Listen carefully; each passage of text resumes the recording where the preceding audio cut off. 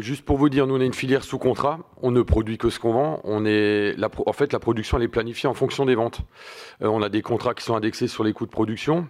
L'année dernière, on a réussi avec les distributeurs à trouver les moyens de mettre en place des indicateurs pour essayer de répercuter les hausses de coûts de production. L'exercice a plutôt bien réussi. Après, l'enjeu majeur pour nous, je l'ai dit, c'est les produits transformés et la RHD, parce que c'est les marchés en croissance aujourd'hui et la grande distribution en baisse. On avait, dans le cadre des États généraux, mis en place un plan de filière. On a dit, l'objectif, c'est de reprendre 10% de marché en RHD. Et justement, pour ne plus revenir avec les anciens débats, comme j'ai entendu, l'export, il n'y a plus de subventions. Hein. Et on a un gros projet, notamment autour de Doux. L'idée, c'était de comment on réinvestit, comment les entreprises françaises réinvestissent en Bretagne pour construire des outils qui répondent au marché de la RHD et des produits transformés. Et comment tout ce parc de bâtiments, ce nombre d'éleveurs, on arrive à le réorienter sur ce marché en croissance. Et effectivement, ce qui se passe actuellement avec le Mercosur, vraiment, nous handicape complètement, quoi. Parce que le produit du Mercosur va aller sur ce marché-là, quoi. Premier élément. Deuxième élément, sur les normes. Aujourd'hui, c'est un jeu de dupes.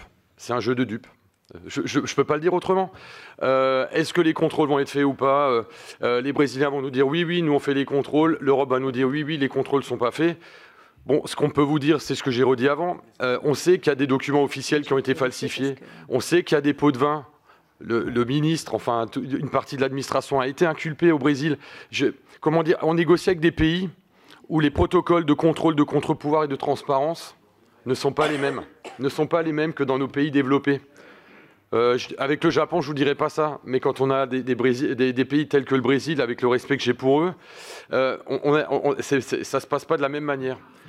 Et de plus, sur les contrôles, pour nous concernant, c'est à l'abattoir qu'il y en a certains, mais les conditions de production ne sont absolument pas contrôlées.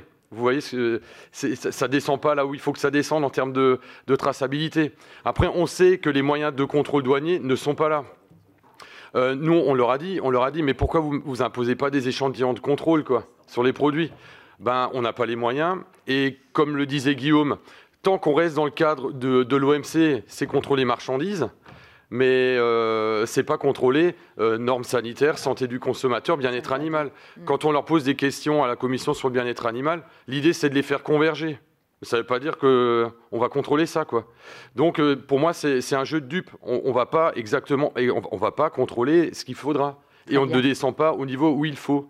Donc on ne peut pas, dans ces conditions-là, nous, être au même niveau de compétition. C'est impossible.